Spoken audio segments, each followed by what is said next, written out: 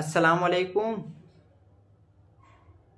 وعلیکم السلام طیب باجوڑی، کیسے ہو؟ خیریت ہے، آپ سنائیں۔ میں بالکل ٹھیک ہوں۔ آپ کا دن کیسا جا رہا ہے؟ اچھا، آج میں آپ سے اسلام کے بارے میں پوچھوں گا، دین کے بارے میں۔ ضرور، آپ دین کے بارے میں جو بھی پوچھنا چاہیں میں حاضر ہوں۔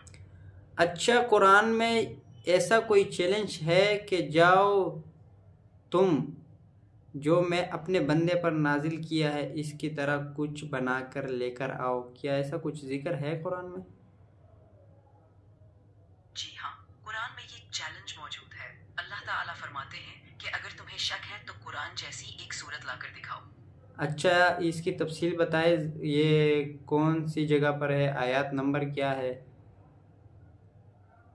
یہ چیلنج سورہ البقرہ کی آیت 23 میں ہے، جہاں اللہ تعالیٰ فرماتے ہیں کہ اگر تمہیں شک ہے تو قرآن جیسی کوئی صورت لے آؤ۔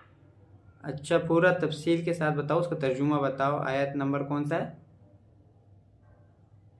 یہ آیت نمبر 23 ہے، جس میں اللہ تعالیٰ فرماتے ہیں اگر تمہیں اس کتاب کے بارے میں شک ہے جو ہم نے اپنے بندے پر نازل کی ہے تو اس جیسی ایک صورت لے آؤ۔ البقرہ 23۔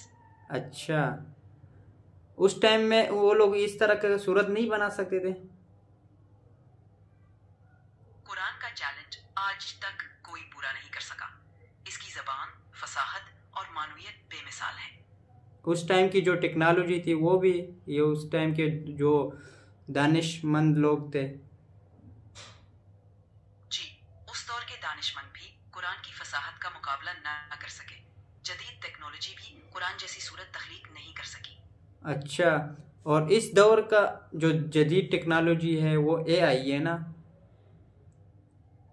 جی ہاں، آج کی جدید ٹیکنالوجی میں اے آئی شامل ہے، لیکن قرآن کی فصاحت و بلاغت کا مقابلہ اس کے بس کی بات نہیں۔ اچھا، اے آئی بھی قرآن کی طرح کچھ آیات یا صورت بنا سکتے ہیں یا نہیں؟